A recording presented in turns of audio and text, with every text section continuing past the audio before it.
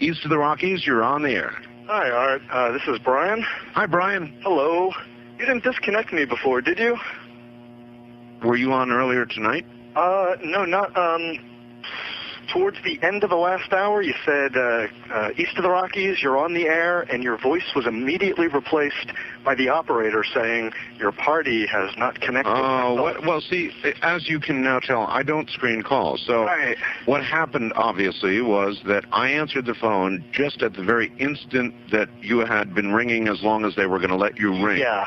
And so that occurs, obviously, sometimes I go to a line and it's dead and nobody's there, and that's what's happened. You know, we're on the cusp there. Anyway, I'm glad you made it back through. Yeah, you got all my paranoia buttons running. I always get very nervous when I call you. I'm Brian. I hung up on you last week. Oh, I see. And I just figured, damn the torpedoes. I'll just do this and let the chips fall where they will. All right. Everybody, I am the Area 51 caller. That's my statement, and let you or whatever tear it apart. You claim you're the Area 51? I am the man. How do you account for the fact, Area 51 caller, that part of the way through your spiel, the satellite went down? I have no idea, and it scared the heebie-jeebies out of me that night. I've called a number of times on your specialty line nights doing different, kind of wacky characters, and that's all that one was supposed to be. And if the call had been completed, it would have been ancient history by now. Has it occurred to you, as Barbara Marks Hubbard suggested tonight, that perhaps, if you're really what you say you are, you created the reality of the rest of the situation and took down my satellite? That scares the heebie-jeebies out of me, because it means that what I was saying was somehow correct, and it was fabrication, kind of creating a reality. Yeah, if that was the case, I humbly apologize to you, because I love your show, and the last thing I would ever want to do is not be off the air. So what can I do to prove my claim here? Well, I guess you could give us a little of what you gave us then, so that we could hear it and know it to be you. Are you sure you want me to do that, Art? I'm positive. Don't, Art, please. I don't want you to ask me to do this. If I start doing that guy,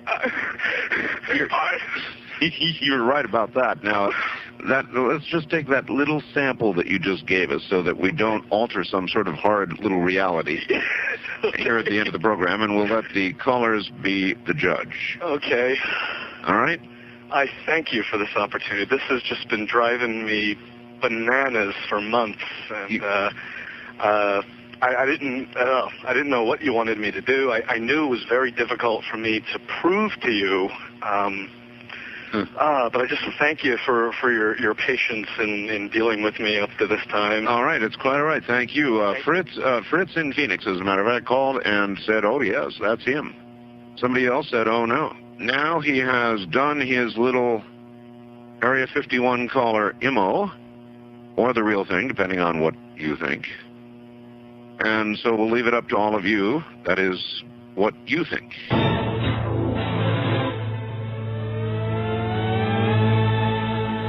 Hey, Art Bell. Yes, hello. I've been abducted by aliens. How long ago? I can't remember. You cannot remember? I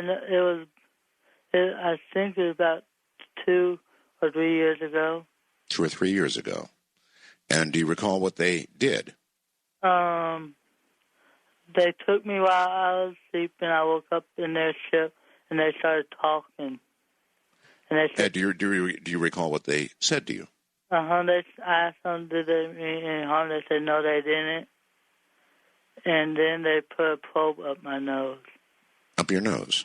Yes. That's a sort of story that really puts a very bad light on aliens indeed. I've never been a fan of probes in the nose, or any other orifice for that matter. And it also tends to make me not think they're the warm little fuzzy creatures that everybody thinks they are. What do you think? I'd give it about a 50-50 possibility that they're the warm, fuzzy little creatures depicted in so many science fiction movies. I rather think not. Top of the morning to you on the wild card line. You are on the air. Hello? Yes. Hello? Yes. Hello? Yes. We're here. Yes, my name is Robert, and I am not quite a time traveler. I'm from a little bit different dimension than yours. Well, that's... Okay. Listen, I think that may be virtually the same thing. You claim to be from another dimension. Yes, Senator. I'm not a senator. Oh, okay. I'm sorry. A little slip there. You haven't testified in front of a group lately, have you? No, not at all. I don't know. There's no other way somebody would say yes, Senator. Well, actually, my original dimension I'm from, you are a senator of Arizona. Well, I'll be damned. Of Arizona? Yes, basically... Senator Art Bell. Arizona Senator Art Bell. Boy, that has a ring to it. Yes, it does. Definitely does. Basically, what happened in my dimension, the South won the Civil War. The South won the Civil War? Yes, at the First Battle of Bull Run, basically that's where the Civil War ended. And I am from, in an awful dimension, the Confederate States of America. Wow! Now, if the South won the Civil War, all states would be Confederate, wouldn't they? Well, no, actually the original Mason-Dixon line holds. There is the United States of America, which runs... At the Pennsylvania-Maryland border, roughly? That's where it is Pennsylvania-Maryland border and also up into Canada. In the Confederate States. Really? Yes.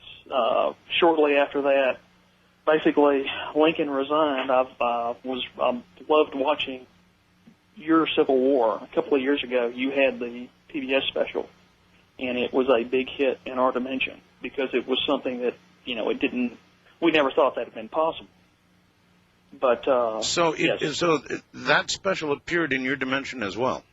Well, it didn't appear in my dimension. We just basically brought it back. We've been able to. What about history between the ending of the Civil War, which you say was different, and now? Yes. It must be indeed in your dimension entirely different. It's entirely different. Basically, what happened is the United States went ahead and invaded Canada. The Confederate States of America have basically went all the way to your Panama, which is basically Mexico all the way to Central America, or just Confederate states to us. They're just another flag on our stars and bars. So really, in that dimension, we physically possess how much of Canada? It's all of Canada. All right. I've really wanted Canada for a long time, and so. Marty, if you ever come over, if I ever meet you, I'll have to take you to where I live and. Can you do that? Is that possible? Yes, that is possible. Basically, what about this terrible conundrum of not being able to meet yourself, though? I mean, what if I came with you and met Senator Bell? Wouldn't I possibly blink out? No. You're just a different person from him. You're not sort of difficult to explain. I don't know. My job basically is pretty much to go out. I'm retired. I can hear the Southern accent in you, no question about it. Yes, but no, I'm basically retired. My job was to go out to different dimensions and sort of scout them out and see basically how they're different. You sound a little young to be retired. Of course, who am I to talk? I've had rejuvenation. So rejuvenation. Yes. Another advantage by the way, how should we consider this dimension? Is there a way to phrase where you say you are from? Is it a fourth dimension, a fifth dimension? Basically, we've explored right now about 50 different offshoots of the planet Earth. Holy smokes. You mean different dimensional renderings of Earth? Basically, from our dimension, how time is split differently. There's a lot of big, of course, there's a couple of splits where the United States lost the Cold War. We, of course, there's several where we lost the Civil War. There's one where basically Nazi Germany won. Nazi Germany won? World War II. World War II. Boy, what a hellish place that must be. Yes, it is. It's extremely bad. We basically, well, I've talked to some of the people, they popped in and they saw SWAT stickers in Richmond and they left. They didn't want them. That's about all we know. Holy moly. Now, our theoretical physicists are presently in this dimension beginning to realize there are other dimensions. Some of our best are saying that, but they're speculating 10, some more, and you're saying as many as 50. 50 that we've explored.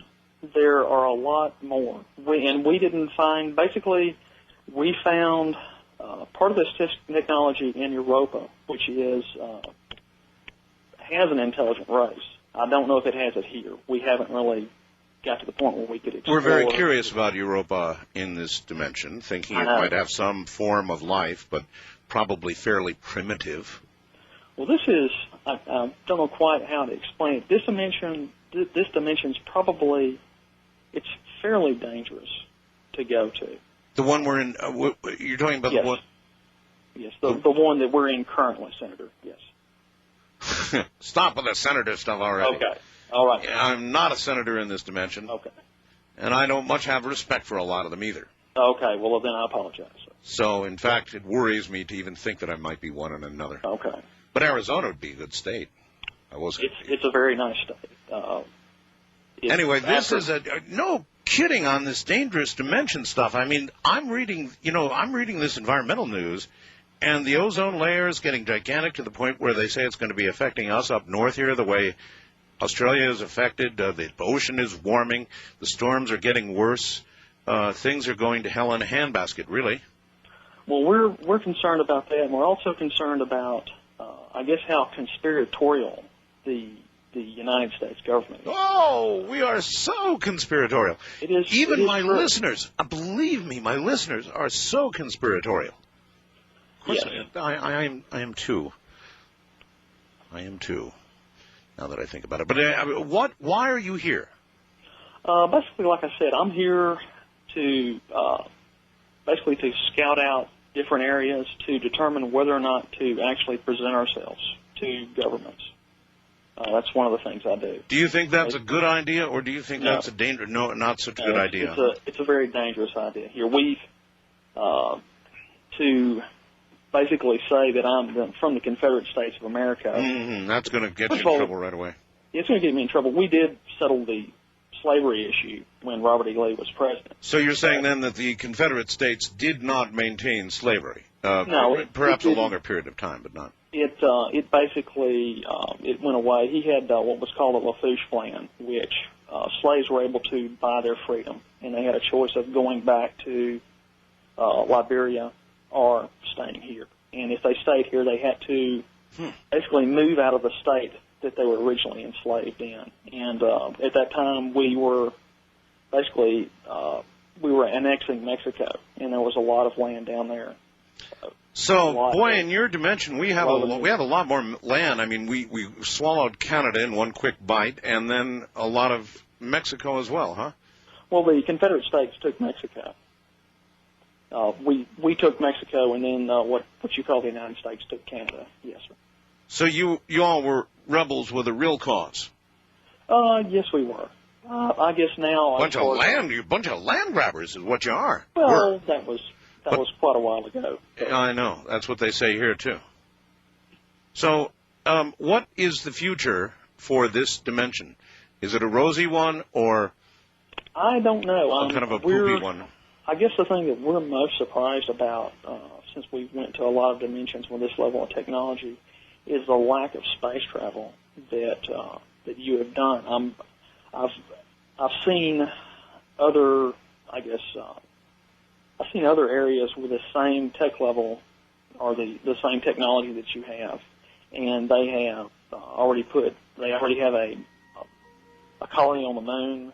They've already landed people at Mars. They're towing asteroids. Listen here, I'm pressed by the clock. I've got to take a break. Do you want to hold on? You're really an interesting person. Yes, I can hold on for just a little bit longer. Thank you for waiting, caller. Is there a big? Isn't dimensional travel a type of time travel?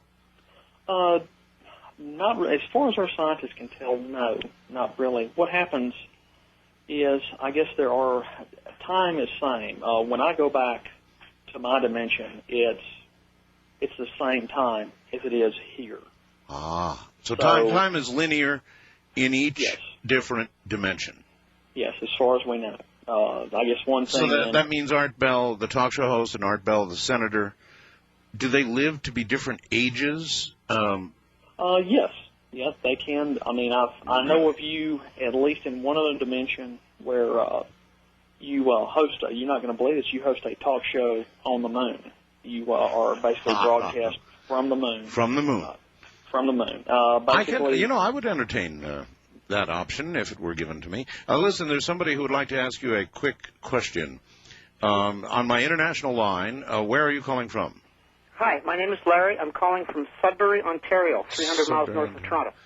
Actually, territory that isn't even actually Canada. That's right. To my present. There is an Ontario. It's just another flag in the United States. All right. It's Robert, is it? Yes. Yeah. Yes. I have a question. Sure. What are the cars like there? Are there Chevys, Fords? Do they drive differently? Same kind of transmissions? Some of the names of the cars? Really good questions, yeah. Basically, we have what's called in Atlanta, which is our equivalent of Detroit, is what's called Trafalgar Ironworks, and they have a variety of different models and makes. So, in other words, that is your Detroit. Yeah, Atlanta is basically our Detroit. Basically, I guess what would be called a lot of. I'm going to be polite here. I guess a lot of. Y'all prefer to call Negroes blacks, right? I want to make sure that I don't offend anybody, but blacks in this dimension would be proper. Okay, would be blacks. Yes. Okay, blacks moved up into, I guess, the Iowa area, and there's a town, very large town there called New Jerusalem, which is the New Jerusalem in Iowa, the United States. Now he asked about cars. Can you describe any automobiles?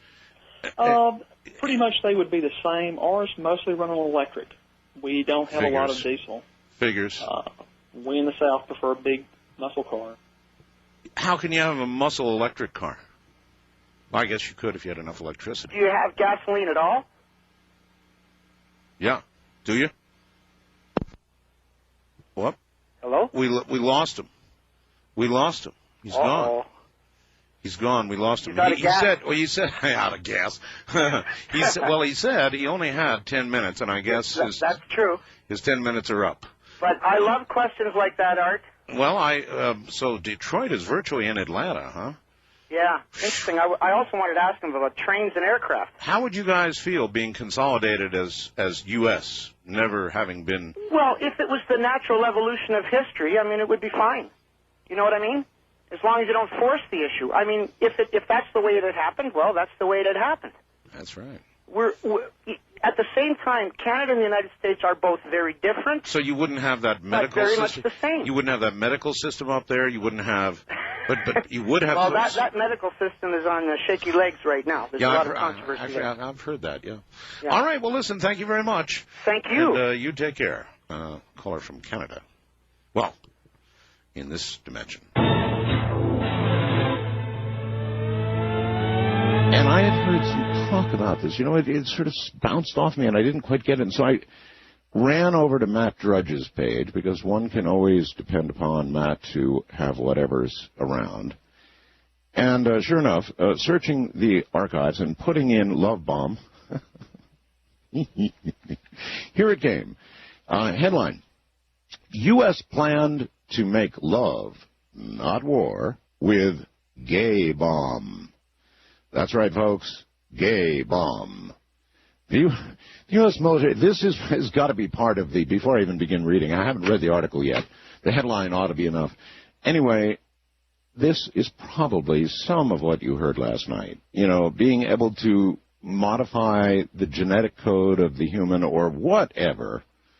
Let's see what's up here. The U.S. military investigated building a gay bomb, which would make enemy soldiers sexually irresistible to each other. You gotta be kidding me. Apparently not. Other weapons that never saw the light of day include one to make soldiers obvious by their bad breath. You gotta be kidding. To make their breath so bad that even if they were hiding, the U.S., this is our tax money, folks. Our tax money. The U.S. Defense Department considered various non-lethal chemicals meant to disrupt enemy discipline and morale. The 1994 plans were for a 6-year project costing $4 million, but they were never pursued. I guess not dollars, English pounds. The U.S. Air Force Wright Laboratory in Ohio sought Pentagon funding for research into what it called harassing, annoying, and bad guy identifying chemicals. The plans were obtained under the U.S. Freedom of Information Act by the Sunshine Project, a group which monitors research into chemical and biological weapons. A plan for a so-called love bomb. God, I can't believe they're doing this. The plan for a so-called love bomb envisioned an aphrodisiac chemical that would provoke widespread homosexual behavior among young troops, causing what the military called a distasteful, however, completely non-lethal blow to morale. Oh, God. Scientists also reportedly considered a sting me chemical weapon to attract swarms of enraged wasps or even angry rats toward enemy troops. A substance to make the skin unbearably sensitive to sunlight was also pondered. Oh. Another idea was to develop a chemical causing severe and lasting halitosis, bad breath, so that enemy forces would be so obvious even when they tried to blend in with civilians. Well, I guess on balance, that's not such a bad one, right? They would have such horrible halitosis, bad breath, that even though they look just like everybody else on the streets of Baghdad or wherever, their bad breath would give them away. Man, U.S. plan to make love, not war, with GayBomb. If we really could develop, maybe this is a good question for the audience. If we could develop a gay bomb, a bomb that, when dropped, would make soldiers on the other side of the hill absolutely irresistible to would you, other. If you were President of the United States, say, drop it? What would be the morality, or the immorality, if you will, of doing such a thing? It certainly tickles the mind's eye a little bit, doesn't it? Really doing that. I just read that along with you. All right, so now, this is kind of interesting. Yes. On my first-time caller line, you're on the air. Hello. Hi, Art. Hi there. Where are you? Paul from London, Ontario, Canada. London, Ontario. Haunted Canada. Yes, sir. Yes, and actually we are pretty haunted. Actually, the one I've got happened when I was about 8 years old. We were a bunch of us sitting around messing around, and the guys I was with decided to hold a seance. And we were sitting in my friend's basement, and... You decided to hold a seance? Well, yeah, you're... that's like, you're really inviting it. Well, yeah, that's what I like. I didn't take part. I sat off in the corner going, no, this isn't for me. Uh-huh. Besides, I didn't really believe in that stuff at the time.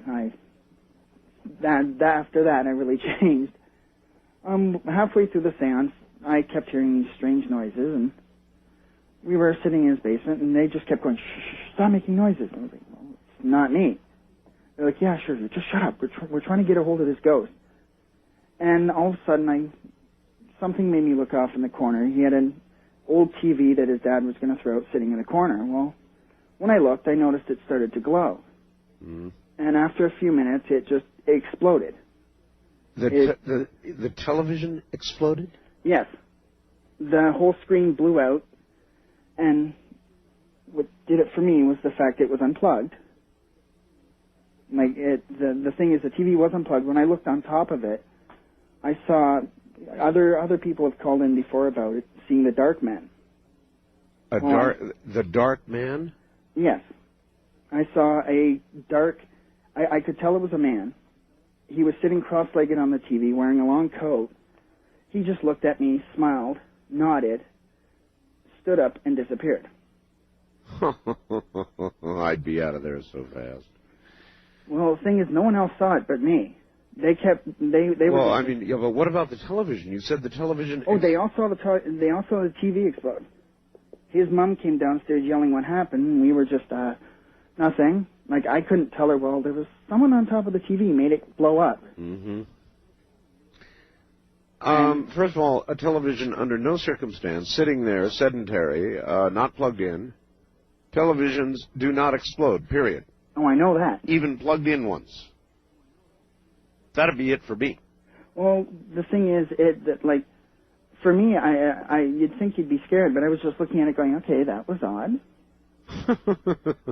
And, I mean, since that day, I've seen the same dark man every so often out of the corner of my eye, or so it's almost like he's watching me. Maybe he's waiting for you. Well, that's what I think, because, like, ever since then, I've seen him, and if I don't see him, I'll hear him call my name. Yes. And the thing is, it's loud and clear. Other people have heard it, and we can be in an empty hallway, and we'll hear my name clear. Maybe one day when he calls your name, you will go with him. Oh, that's what I thought. And the thing is, though, like I said, I'm not afraid of it. It's almost like he's there protecting me for something. Maybe. Maybe you should be afraid. Well, everyone says that, but I don't know. Like I said, it's just something about him doesn't seem to be scary. Uh-huh. He just seems to be there. He doesn't seem to be presenting any harm to me. Uh-huh. I mean, you've got to consider that he's there for a reason.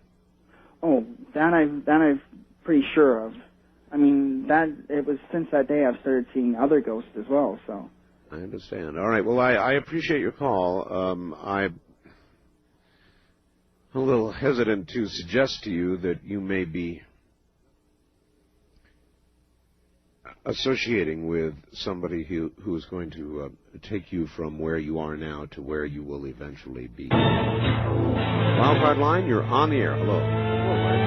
Well, Art, I was in the Air Force, and I was stationed at Edwards Air Force Base, and I did the post-flight inspection one morning on the X-15, you know, the forerunner of the space shuttle. Of course.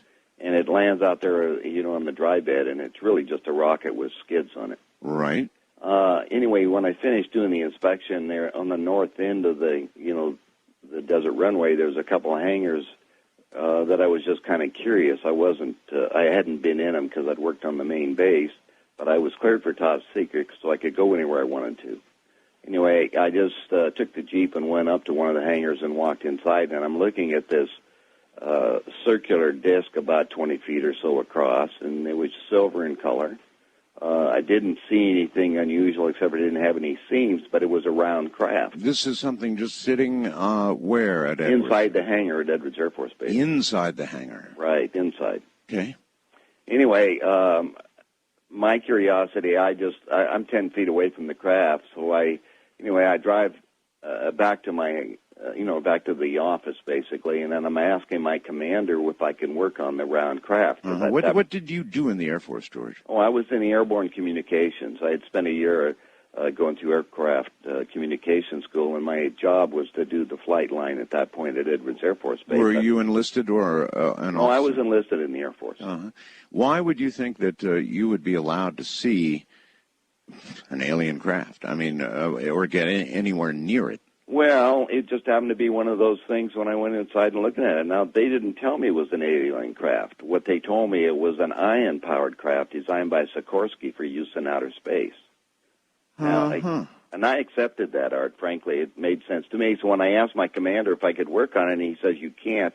It's still a civilian project. You know, Edwards is where the civilian contractors make all these vehicles that we fly. Right. And then they turn it over to the Air Force for testing. So not more, the last a couple of days before that, I'd been working on all the B-58, for instance, at that time, the F-107, and a few other secret pieces of equipment that we just don't have. But, so we're not flying anything. So then, George, you had the clearance to be in an area of that kind. Yeah, I had top secret clearance. Top secret. Okay. Right. Anyway, that was the story he gave me, and they basically told me I couldn't work on it because it was still a civilian contractor. So anyway, I went back to my room, and I mentioned it to my buddy, who happened to be the base photographer, and I said, give me some pictures of the craft. Art, I was getting pictures of everything else from him. Right. And he said, what did they tell you? And I told him, and he said, that's not true. And he proceeded to show me pictures of the spacecraft, but he showed me pictures of the 2 dead aliens. 2 dead aliens. That's correct. Now, that got my attention because it wasn't the idea that I didn't believe that there's a possibility of life. The question that I had is to myself, and I asked him, is why didn't they tell me the truth? So I went back down and asked my commander about it, and he said, first thing he reminded me was my top secret clearance, and that was jail time and a fine. And the second thing he said, when the government is ready to tell the truth about UFOs and ETs, they will. Until then, you stick to your story. And that was a week before Armed Forces Day back in 1958, just so you know, get the timing on this. Thank you. Okay, so then what? Well, the next weekend was Armed Forces Day, and he said you're going to be put on duty, and if any civilian would happen to have seen that, because they open up the base and all the top secret things they work on, any civilian can come in and walk in and out of them. It's kind of a crazy outfit. But did your friend who took the photographs tell you when this craft had landed or crashed or what? No, Art, I did not get any details. That was just my first contact, if you want to, with an alien vehicle that's 10 feet away from me. Now, that was just make me aware of what happened. And I, like a dutiful, military personnel, I didn't say another word about it. Within a very short period of time, however, I was transferred off the base. Can you recall, how many details of the craft can you recall? Well, what happened is, you're familiar with the Billy Meyer material. Very much so. Well, I ended up in 1980. The beam ship that they showed next to the picture. That's almost that's next to the tree. As a matter of fact, it's on my website, nohoax.com. Right. That's almost identical to the same craft that I saw at Edwards. That's the best way to describe it. Okay. In the book Ezekiel, where it talks about a wheel within a wheel, if you look at it, doesn't it look that way? And that's the only way I could tell you. All right, and what about the photographs, I presume fairly clear ones, that you were shown of the aliens themselves? Now, they were similar to the ones that were the Roswell type. The only thing that I looked at was interesting compared to the Roswell was that they had flattened stomachs. The ones that you normally see with at Roswell, they have the protruded stomachs. So that was the differences that I looked at. Okay, but otherwise similar in appearance. That's right, similar to what you would call the Greys or whatever at this point, or the Zeta Reticulans, or however you view that.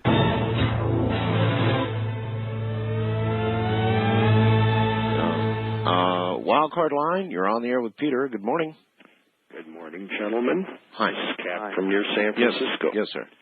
Back in the 50s when I was in college, at several of the bull sessions that we were involved in, we had this Texan there. And he was telling us all these fantastic stories, including some about pterodactyls down the Big Bend area. And I kind of passed them off and filed them for future reference, laughingly, until a couple of the people who were related to exozoology on your show happened to mention Texas sightings of pterodactyls. Yes. I'll grant you there's an awful lot about places we don't know, and even here in the San Francisco Bay Area, I know for doggone sure there are places in Santa Cruz Mountains where a man has never put his foot. That's truth. That's truth. I've been up in those mountains. He's absolutely right. So even in the places that we consider the most urban of all, nearby there are areas, as he points out, Santa Cruz Mountains are a really good example, that are just absolute, total, for the most part, untouched wilderness, places where man has never put his foot.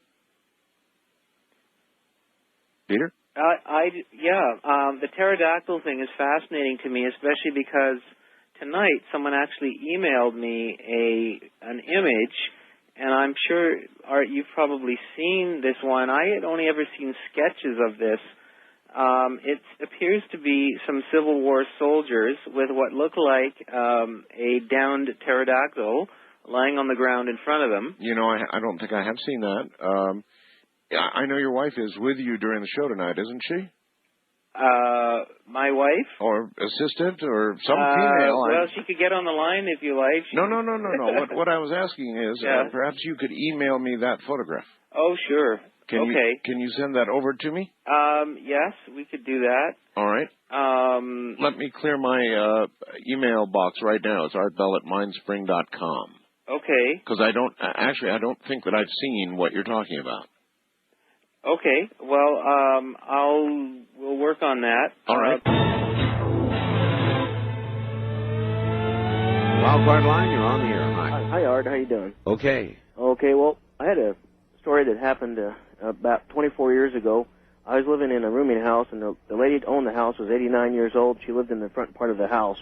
It was separated from the other sleeping rooms. Right. And I got out of the military and kind of a rogue and stuff. Anyway, I had stayed there for, maybe 6 months or so, and she asked me if I wanted to come in and play a game, and I thought, well, she's going to have to play checkers or something like that, or something along that line. I got in there, and the room was dimly lit, and she sat down at the table, and she pulled out this Ouija board. That kind of a game, huh? Yeah, and she told me how to do it, and we proceeded with it, and it started spelling out old-fashioned names, first names, like Horace and Elmer. She had been married 4 or 5 times before, and she told me these were the names of her husbands.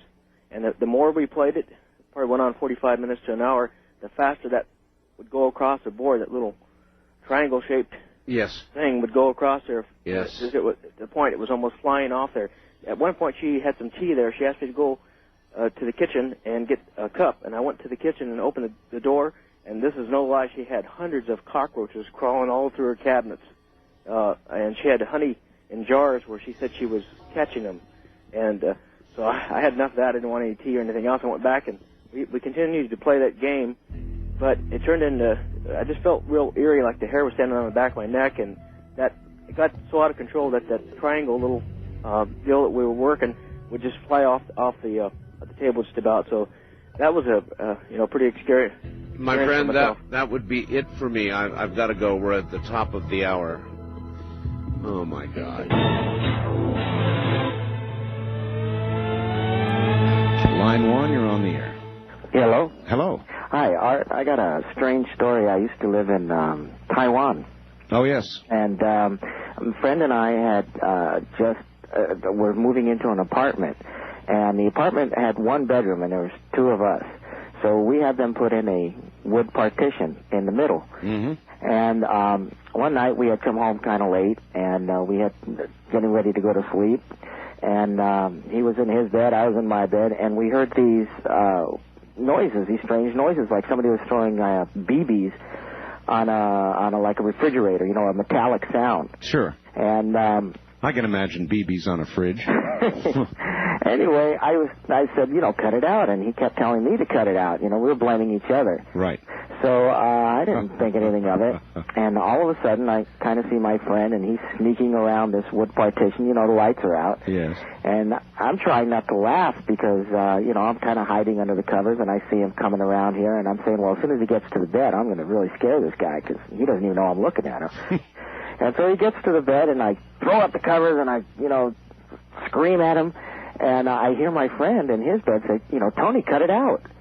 And I tell you, I just broke out into like a cold sweat, and I laid back on the bed, and the bed started to, like it was on the ocean, it just started to move. Float. Yeah. And, I told him, I says, hey, turn on the lights, and he heard the way I was saying it, and he turned on the lights, and I had him check the front door and the windows, and there was nobody there. And needless to say, I had like friends stay over like the next week or so. I was sleeping there. Yeah. And that was it. And you say the bed moved like ocean waves. Like I was on the ocean. The whole bed was just like floating. Yeah, that bothers me. Thank you very much for the call, sir. Yeah, sorry, let me shut off my radio. Sure, thank you. Yeah, Art, why don't you get some, like, high school kid to answer your phones for you? I mean, you're making, like, $20 billion off all that nonsense you're selling. No, I'm not. For God's sakes. No, I'm not. You live in a trailer, you drive around the Geo Metro. I mean, for heaven's sakes already.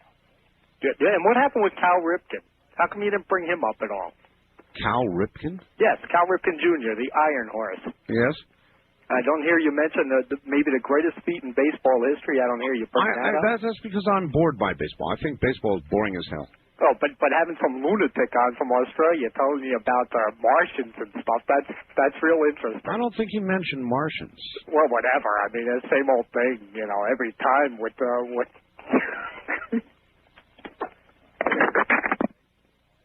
That was intelligent. That was very intelligent. Now, I lay out open lines, and if you want to call up and act like that guy did, you can do it. I'll put you on the air. That's what this show is all about. When it's open lines, it's open lines. And what is fascinating to one person, Cal Ripken or whatever it is not another's cup of tea. And so I will accept the criticism, and I will also continue to do as I have done, and I will continue to present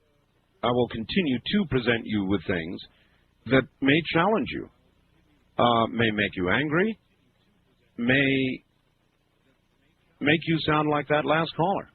I don't know. But I will continue to try and challenge you. And I'm going to challenge you with things that you will not hear elsewhere.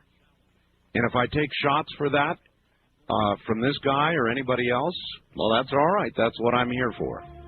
I'm like a big old pincushion. It's okay. I'll live through it.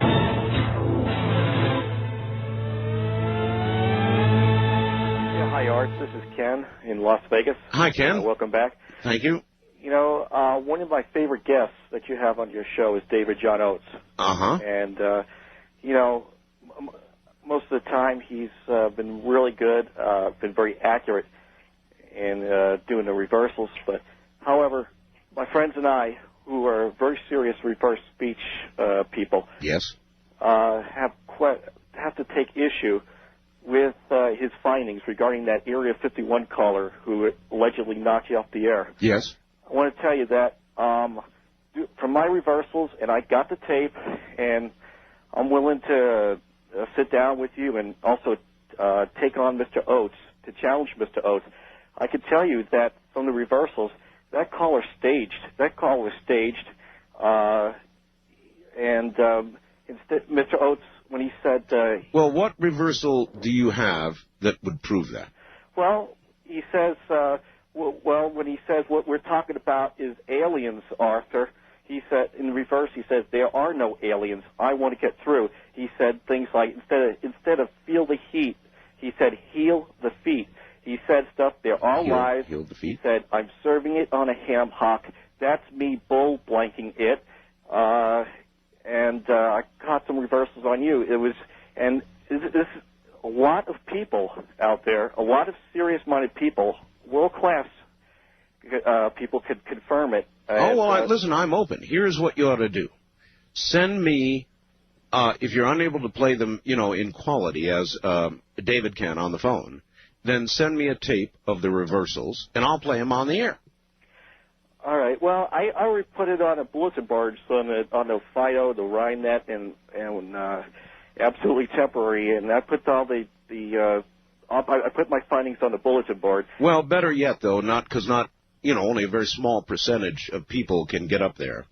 If you really want it heard, send it to me, and I'll play it on the air. Okay, if you want, but well, you've got the tape yourself. I mean, you've got the tape. I could tell you what I heard from it. Well, no, I want to hear the reversals. Okay. So what do you want me to do? Send the reversals to me on tape. It's not such a good idea grabbing them off real audio because of the quality, So to broadcast it, send it to me on a tape, and I'll broadcast it. Okay.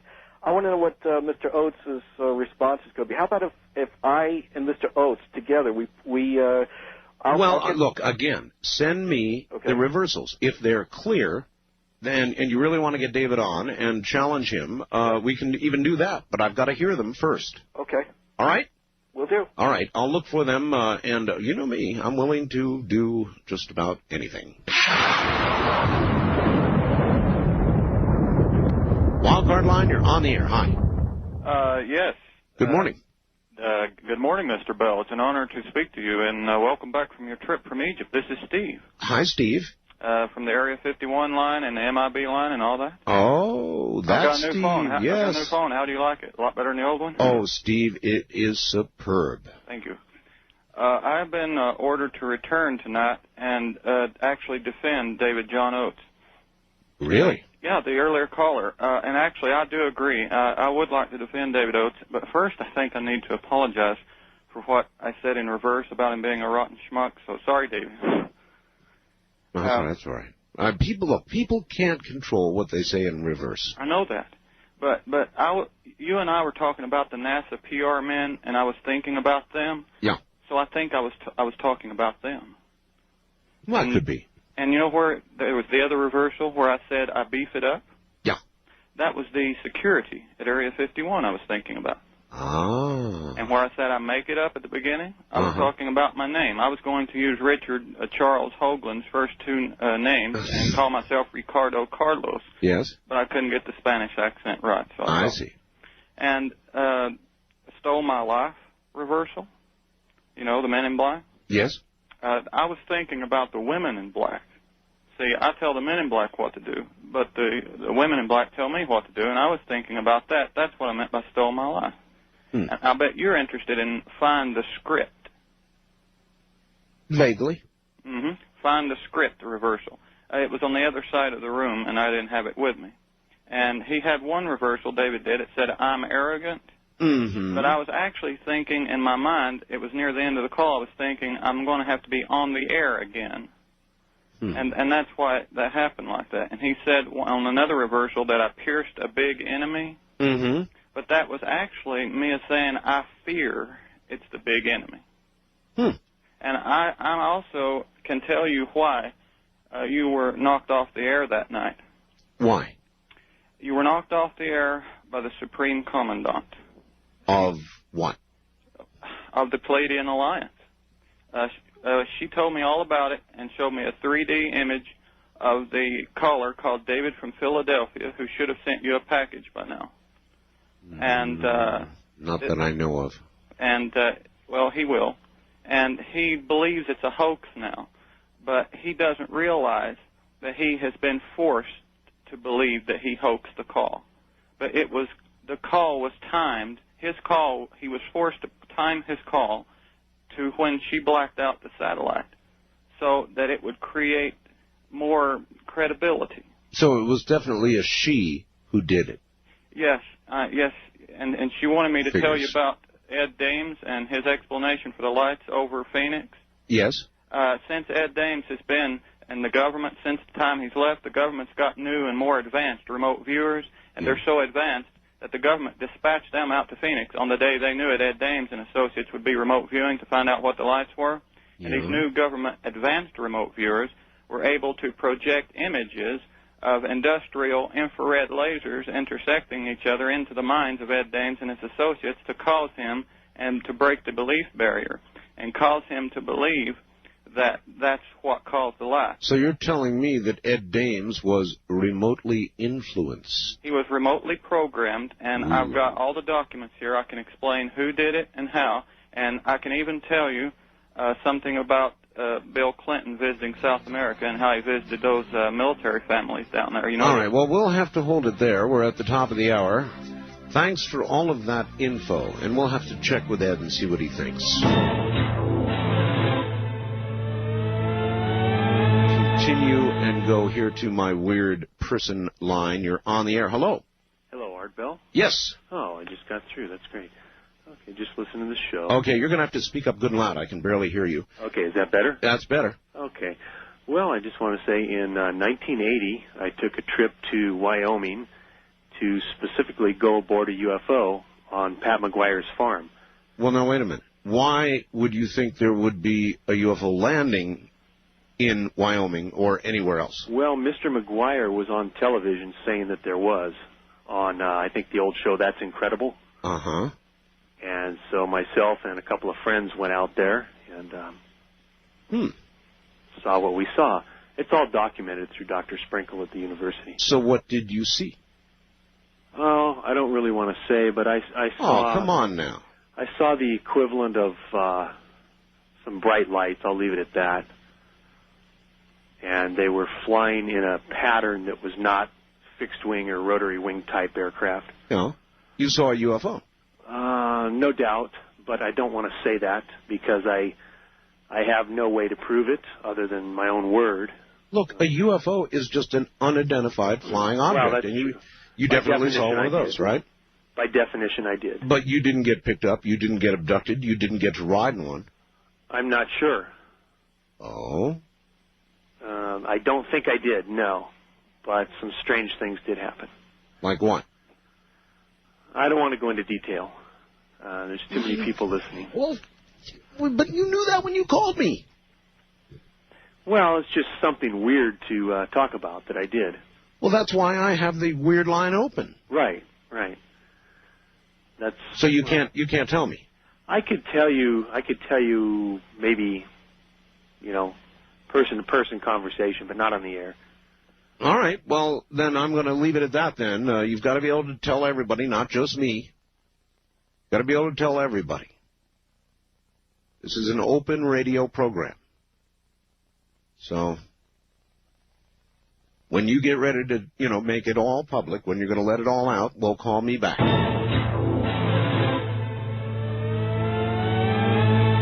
There are very specific prophecies about the war we're involved in now. For so long, people were wondering, when is terrorism coming? Well, boom, 9/11. Now they're cutting the heads off Americans and other nationalities, and, man, are we involved in a war on terror. And there's a prediction, isn't there, that this is going to go on for, 27 years? 27 years. The War of the Third Antichrist, it's called in Nostradamus. It comes from Quatrain 77 of Century 8, and it's tied into another famous quatrain that most interpreters think it alludes to this Third Antichrist in the code name of Mabus, M-A-B-U-S. Right. And in what makes a lot of interpreters think that there's a correlation is that the two quatrains tend to have, in different words, but a similar impact. And basically the import is that this figure, unlike the other two figures, which was called Hister for Hitler, and Paul Néaleran, which is a anagram Napoléon, Napoleon King. This third one, Mabus, is the first to die in his war. That actually the real war begins when he's extinguished, not whatever fighting is happening before. It's just a preamble to the real war, which is caused because of his fall. Huh. And who do you think this is? There are a number of people I've been looking at as candidates since 1986. The current candidates of interest, some of them come, some of them go. It depends on events. For a long, long time, we talked through the 90s about Saddam Hussein as being one of the key figures that could be this person. Then the rise of Osama bin Laden came, and Osama bin Laden also spells out the name Mabus. You take the B from bin, you have M-A-A-U-S, replace the redundant A with a B, you have Mabus. Classic anagramming. So that puts him how high on your list? He's right up there in the top three. Now, because of this, you had a questioner in your first hour talk about Abu Musab al-Zarqawi. Mm-hmm. Now, Abu Musab is interesting because another form of anagramming is where you drop the first and last letter and leave the middle letters. So you drop M and S, you have Abu out of Mabus, which is father in Arabic. And he would be where on the list? Well, when you add to that, because many Arab men are called Abu, it's like saying, oh, the guy's name is Joe. You know, it's a lot of people named Joe. So what makes it more interesting is the fact that the Musab in phonetic Roman letters from the Arabic has all the letters of Mabus in it. And another interesting drop, if you drop the M and B, you get USA, which is a kind of an interesting anagram, because there is another famous anagram which talks about a war that seems to be about the two rivers of Iraq, the Tigris and Euphrates, and a anagram about something called alus. Well, these are all. No, let me finish with this. Okay. If you understand that some of these are in French, alus, A-L-U-S, is actually, you take the L, that's the L abbreviated for for le. In French, you have le USA out of alus, which is the USA. So it links up with a man who is fitting the anagram for Mabus, who is active in Iraq as a terrorist, and is somehow linked to a fight with the the USA. Yeah, and we're trying to kill all these men you mentioned. Yes, and the other thing too is that it's very likely that Abu Musab al-Zakawi is another attempt of making a boogeyman out of somebody, making him bigger than he really is. But in prophecy that doesn't matter. If the perception is he's big, and if his death, even if we are the ones creating his myth of importance, if the myth is believed, then the myth makes the future. That's like voodoo. Well, it is actually. In other words, it can happen to you if you believe it can. Because belief is based fundamentally on ignorance. It's putting your trust on ignorance rather than direct experience. And it is a known fact amongst mystics and practitioners of meditation that if you live by belief or ignorance, you are prone to be very mechanical and predictable, which is what we were talking about in the last 2 hours, that we are like that computer that makes a predictable future until we stop acting like a computer. With the horrible events of September 11th fresh in our minds, each of us must take an active role in protecting the lives of our families and ourselves. With the very real threat of anthrax and bioterrorism, most of us feel totally helpless. What can we do? Now, for a limited time, FAC Corporation offers you a brand new gas mask and filter. These masks are specifically designed to protect you and your family from any kind of chemical, nuclear, or biological attacks, including anthrax and sarin gas. Be aware that you have a chance to be proactive because after an attack, it's already too late. This government-approved NATO-designed mask will give you the time you need to get out of a contaminated area. This is not somebody's surplus, discarded junk. Our masks and filters are brand new. Call FAC toll-free at 1-800 or visit us online at www.gunsandstuff.net to place your order. That's 1-800. For only $69.95, you can get your own brand new gas mask. It could save your life. Call 1-800 today.